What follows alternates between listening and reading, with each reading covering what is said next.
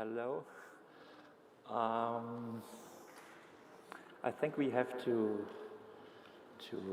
make up a little bit of in the time schedule, so I don't want to bother you then more than 30 minutes or 40 minutes with my little talk. I'm grateful for the invitation here to Lisbon and to this festival.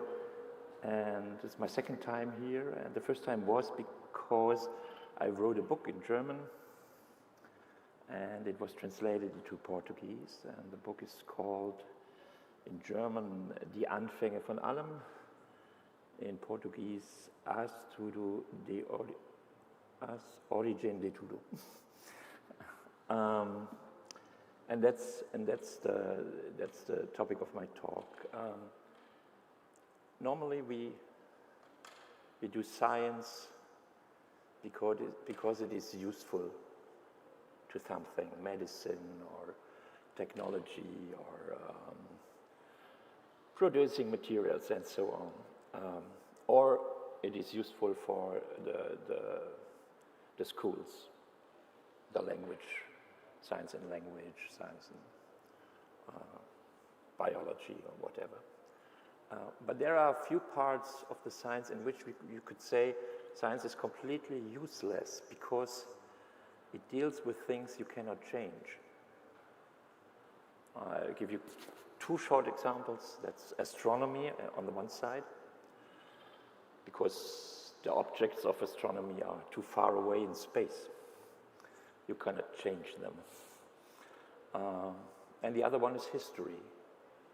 Especially the history I'm now going to talk about, history of periods of times which are more than 100,000 years or more than a few million years ago.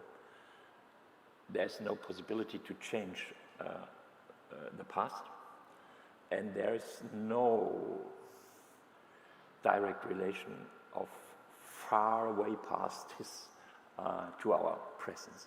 And we still invest in science to find out what happened there. And I want to give you a few examples and then come back to the question why we do this.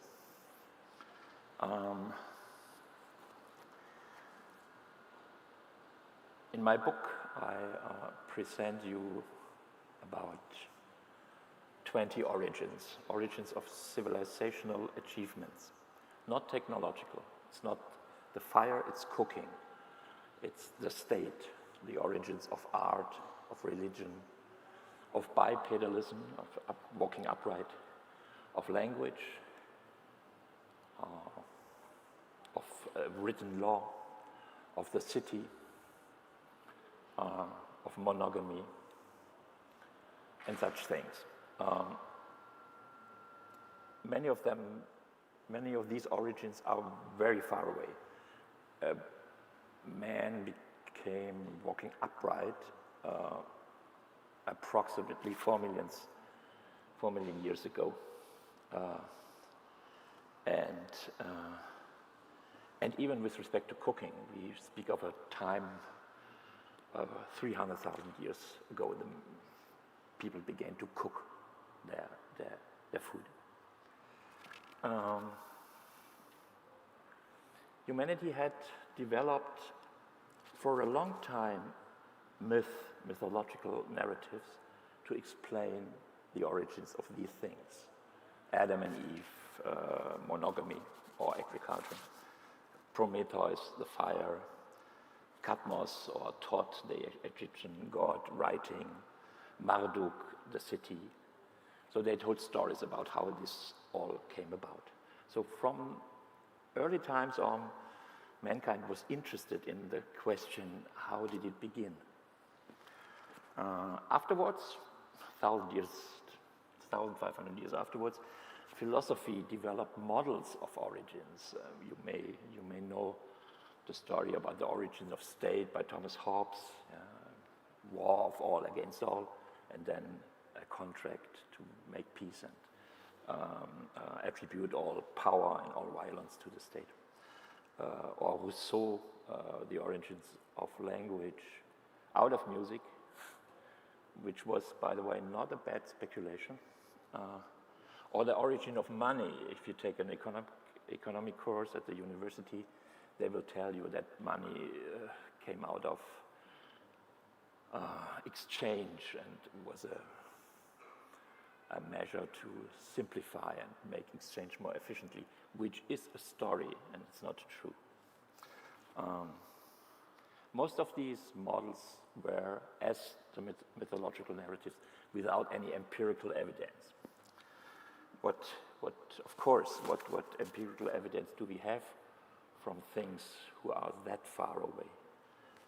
It's stones, it's metal, it's bones, and it's what we could call evolutionary survivals, the features of our body, upright walking, for instance, or the tract in which is absolutely necessary to speak. Before you can have a language, you have to be able to speak. So there are. So it lasted till the 19th century that science discovered possibilities to make research about these things, these very old things and these very few things, because the remains, especially of bones of types of humans before Homo sapiens, are highly distributed over all Africa and Asia and Europe, and it's, I would say, about 600 or 700 places which we have found such remains. So you see, it's a science based on a very small basis of empirical evidence. So my question was, besides models and besides mythological stories, what do we know about the origins of these civilizational achievements? And if you want to find out that, or find an answer, you have to go to several disciplines. Evolutionary biology, archaeology, history, linguistics, and so on. So the question is, what did I find out? I give you just 3 examples, or with respect to the times, maybe only 2.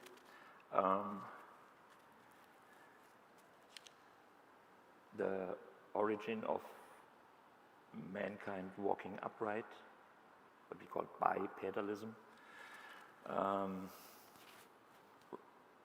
approximately 4 million years ago away. The origins of art, 100,000 years away, and the origin of money, just 2,700 years away. So the earliest coins we have found in the Greek region are that old or that young. With respect to the origins, 2,000 years is nothing. Let me start with bipedalism.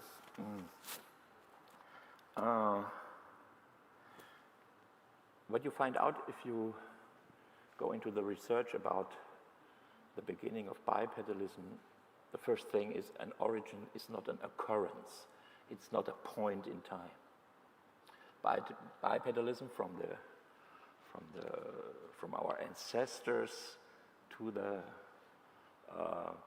bipedal species, the Neanderthals or the Australopithecus or so on, and the Homo sapiens, it needed 1 million years to develop it.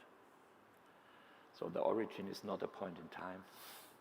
It's a huge amount of development in which stages you are quite unsure if bipedalism will be the result. Yeah? You have apes, and I'm simplifying a little bit. They move out of the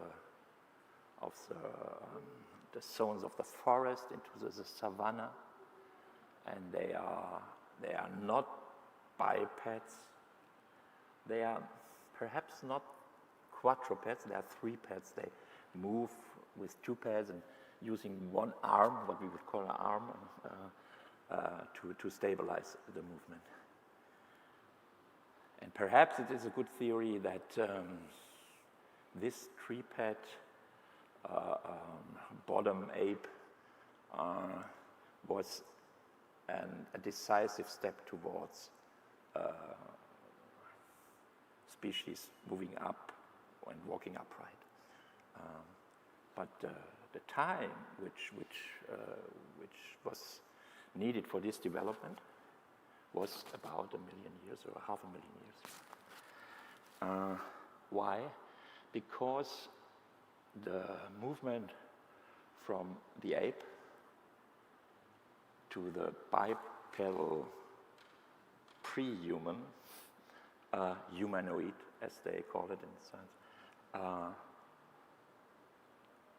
brought about a complete change of the anatomy of the ape, a complete change.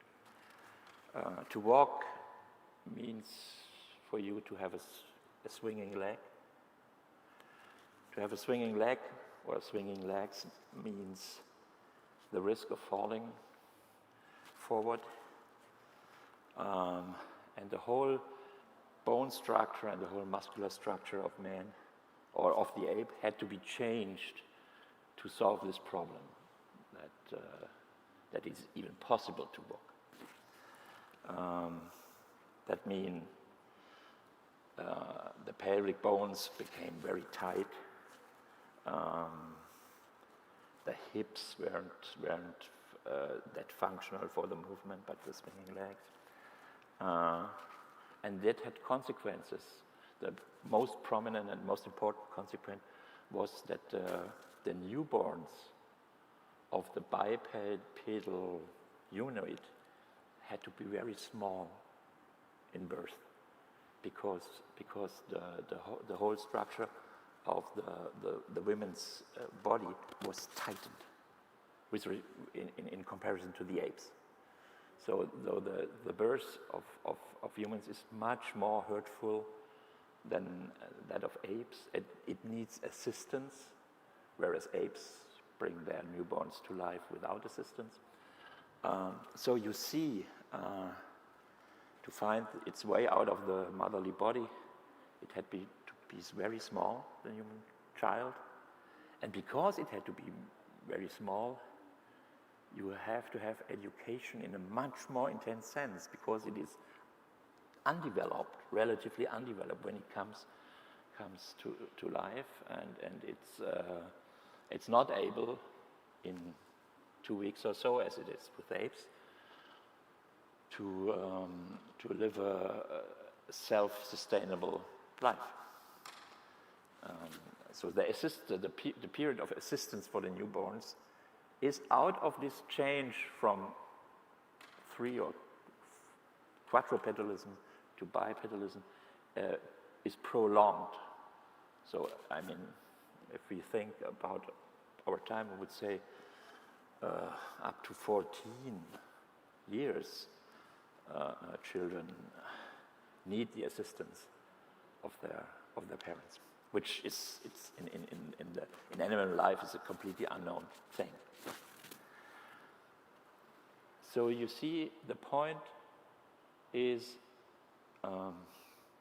origins goes with cost and also with negative effects. It's not only a progress, it's also a problem if something new comes into the world. If you can climb, if you can walk better, you can climb less good. If you can see more, what was said as a evolutionary positive thing from being upright, you can see more, but you also can be seen easier, which is in a natural environment full of enemies, an ambivalent progress. I don't want to go into the details of the discussion, which are the advantages and the disadvantages of bipedalism, but I just want to sum it up. There's no linear explanation of this development. It has not the one cause for it. And there is just a lot of speculation in every biological model about it. You have to model it in biology because you cannot experiment, you cannot do experiments. There are no Australopithecus around us, which we can observe.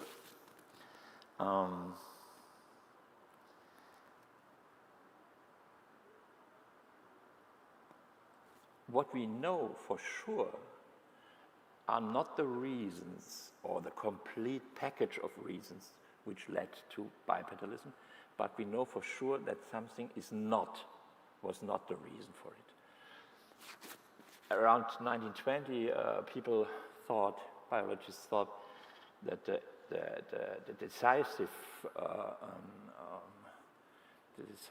positive thing with bipedalism was that the hands become free, and you can use it for the use of weapons. This was sometimes a military explanation of bipedalism, but that cannot be true because the first bipeds didn't eat meat. They were not in fights with animals or other bipeds about meat. So the hunter explanation of bipedalism, we can say that's not true. That's not true.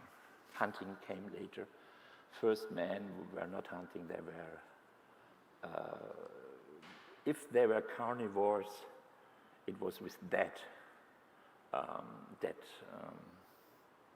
animals. My second example is the origin of art. The first aesthetic object was not a work of art. We have a stone 8 centimeters long and 7 centimeters wide with 3 indentations, 3 points in it, which makes it look like a face. It was found in 1925 in South Africa near a skeleton of an Australopithecus, a pre-human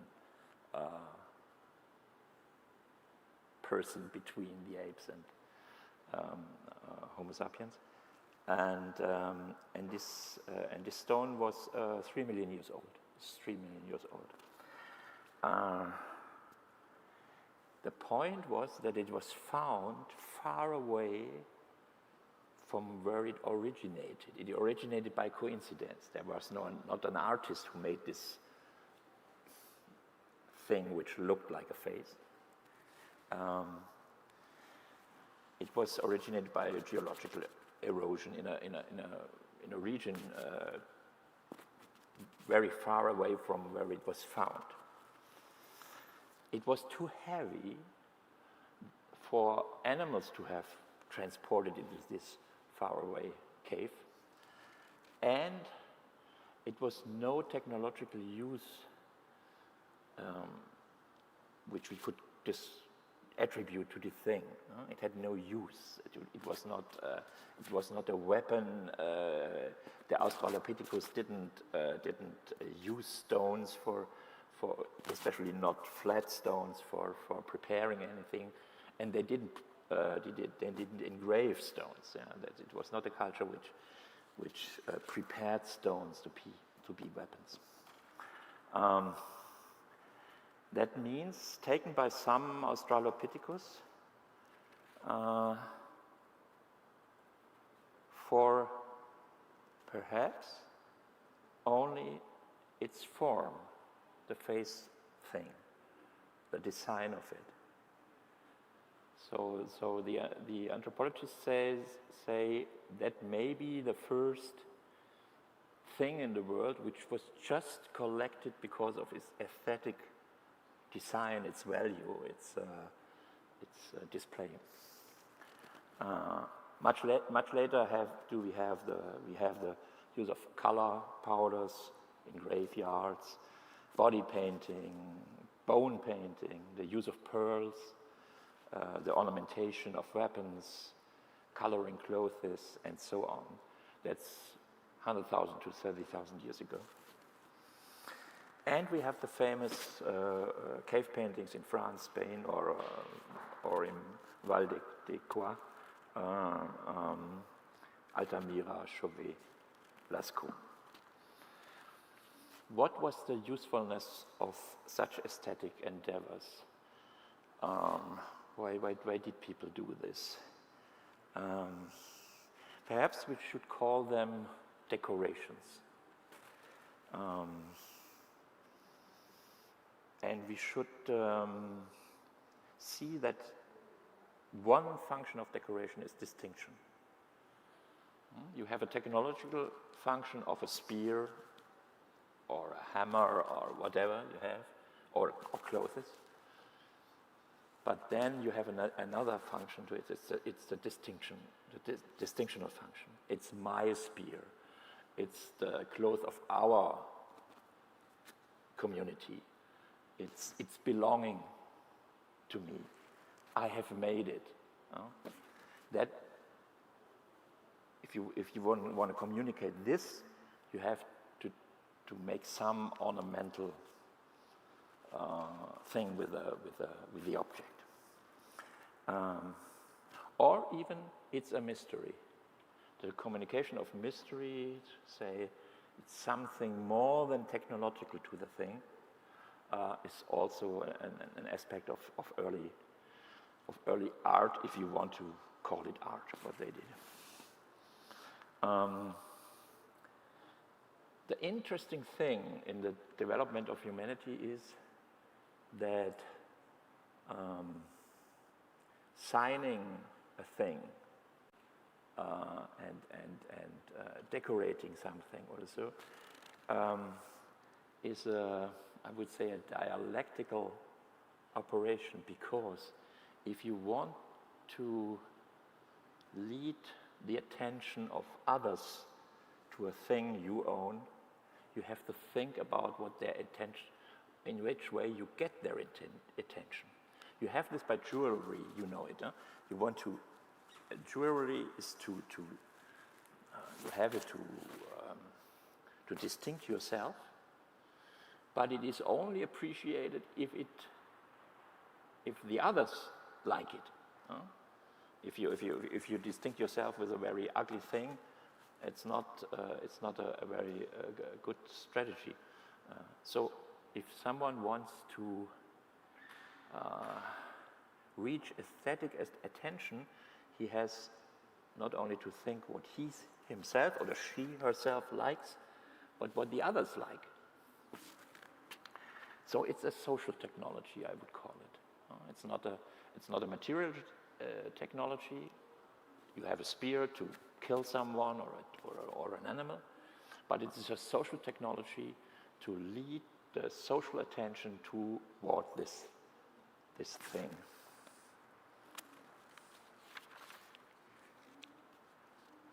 To sum up in one sentence, by producing early artworks, mankind becomes sensitive to itself as a community, or as a community in relating to other communities, to say that's the features of our clothing and not of yours, or status, that's a chief, and not a servant, and so on.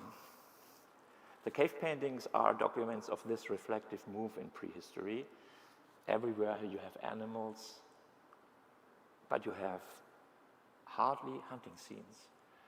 Sometimes animals who were completely absent at the location of these caves.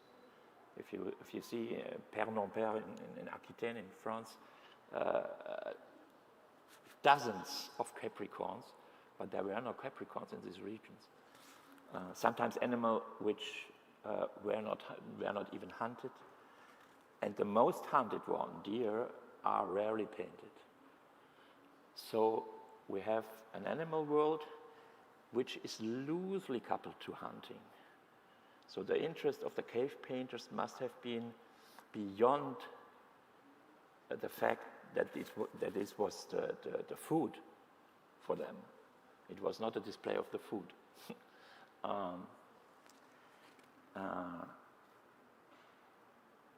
So it was a good intuition of the French philosopher Georges Bataille, who annotated that the two great motives of prehistorical arts, animals and sexuality, I didn't go into that, but that's the second great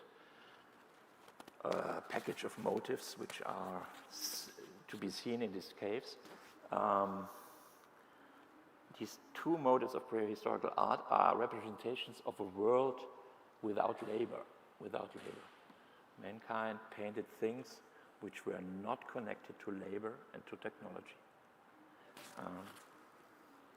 So art is a product of labor from beginning on. It uses techniques, it uses knowledge, but it is not instrumental, not a tool, and it was not a tool in these early times. One could say the origin of art was gaming or playing. It was, together with the Homo sapiens, the Homo ludens, the playing mankind, begin to show up in early art. Now, very shortly, because I promised you not to overstretch the time, very shortly to money, a very recent innovation. What we can learn from the origin of money.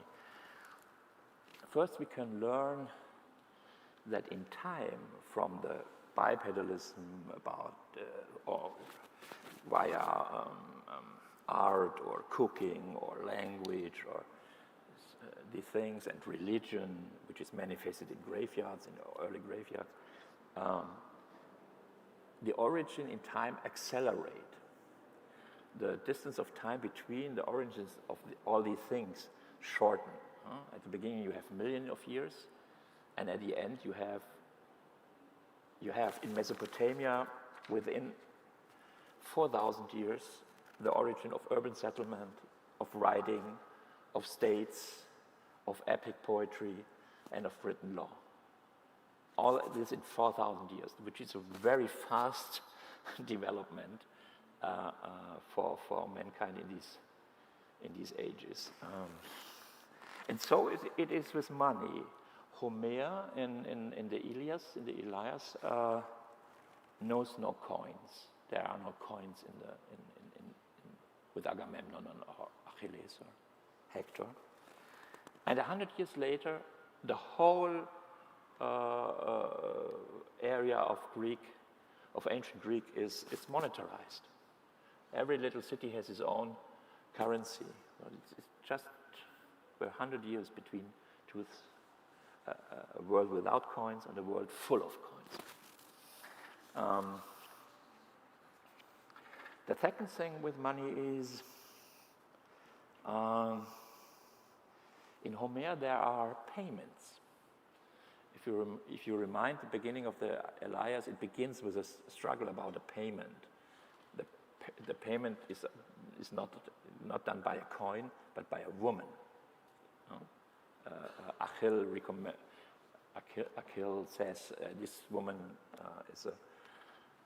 belongs to me, and Agamemnon says no, and a big conflict arises, at the end of which Achilles retreats from war, which was not good for the Greeks, because according to Homer, he was the greatest warfare leader of the Greeks. So before coins, there were methods of payment: gold, cattle, women, textiles, and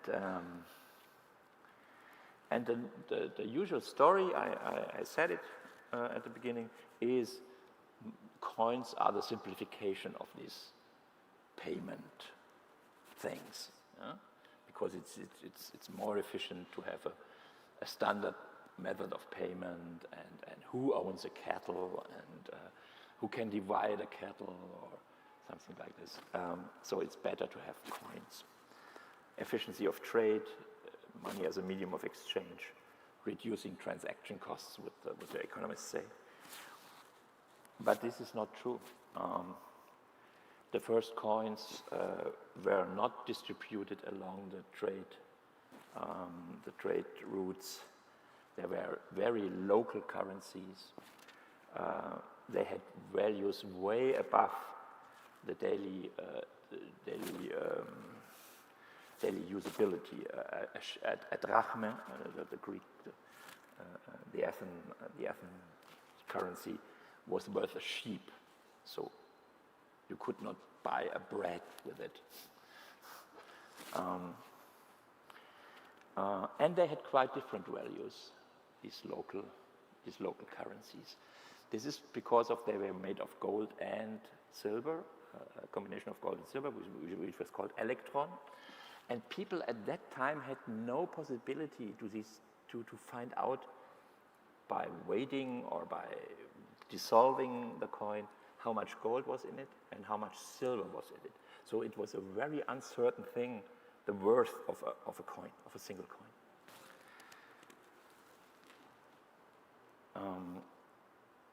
So the question is, why did anyone accept these early coins? This is a very decisive question in all research towards origins. Who was the reader of the first written thing? Because if it was the first written thing, there were no readers. You have to have readers to have a written thing. So the explanation is the first written things were not written for communication. It was bookkeeping, a bookkeeping technique, out of which writing came. And here's the same thing. Who accepted the first coin? I mean, you give me 2 breads, and I give you a little thing in which I say there's a little bit of gold in it and a little bit of silver. You say, thank you, I stay with my bread. I know what I can do with it, the bread. And the other thing is quite uncertain. So why did anyone accept money? 2 answers. The money was political money.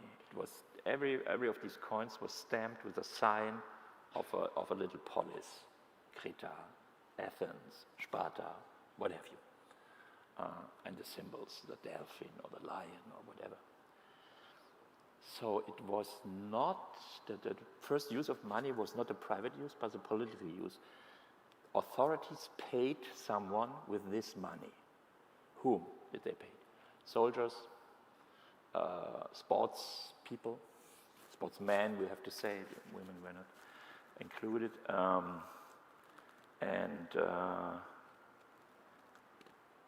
and civil servants.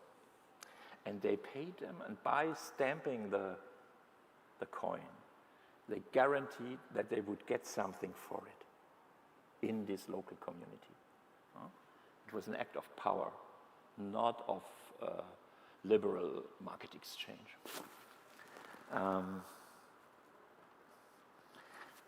And on the other hand, they obliged taxpayers and people who had to pay penalties to the state because they did something wrong, and then they get their fine, and so they had to pay. They said, you have to pay it in coins. We don't accept sheep anymore. So this was a step toward the distribution of the early money. All these stories are more complicated than I tell you now because the time does not allow it. The research is immense on it. I mean, there are lives of professors who are concentrated on the question of a single printing mint in the Greek region, but at the end you get a picture. You get a picture. For instance, this picture, as you say, money is not a product of exchange and markets, but a product of states and temples. This is the other side. The temple, you had to make payments to temples, religious payments, and you have a substitution from human sacrifice over animal sacrifice in the temples. And then also the animal sacrifice was thrown out, and the temple said, give me a substitute for the animal. and that was at the end, that were the coins. That explains, by the way, that in the beginning of Ilias, the girl which the struggle is about is the daughter of a priest, and the priest comes and he said, I can pay for her a lot. And you can ask the question, how can a priest pay a lot? And this was because the temples attracted mediums of payment by the sacrificial obligations of all people who had to send something to the temple for the feasts and for the sacrifices. I stop here. The important point of all these stories is not only what is told in the story, the thing with bipedalism or with art or with religion or so. The important point is also that to find out something about the origins requires a temperament of research. I would call it a detective temperament. You have very tiny cues and what we call Spuren, traces, and you have to speculate about what is logical, what cannot be, what is a possibility. Quite often you end up with a possibility, but not with a fixed knowledge. With writing, we have fixed knowledge. We know how writing came about. With bipedalism, the jury is still out.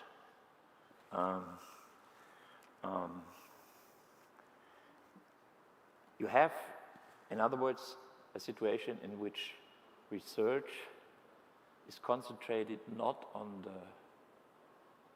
usefulness of what it finds out, but on the riddle, the puzzle, the problems it is confronted with, and which cannot be solved without empirical investigation, but which is a research which also distances itself from linear explanation. We say one thing caused the other thing, and that's our interpretation. Often you have this in science, that one thing is causal for another thing, and you have to find out the causation mechanism. This is not with the origins of mankind and the origins of these civilizational developments. So my first question was, why should we do something which has no direct use, which is interesting, which solves some puzzles, but which produces no technology, which uses technology but that doesn't produce technological advantages. And my very simple, I don't want to call it a message, but my very simple answer to this question, why should we think about all these things, is just because it refreshes our minds. Because it is, because we are curious to find out what was the reason for the first religious practices, or for the state. Why did something like the state come out? And I think if we have an answer or a lot of answers, which is often the case, it refreshes our mind. And I think that's a good thing to do. Thank you.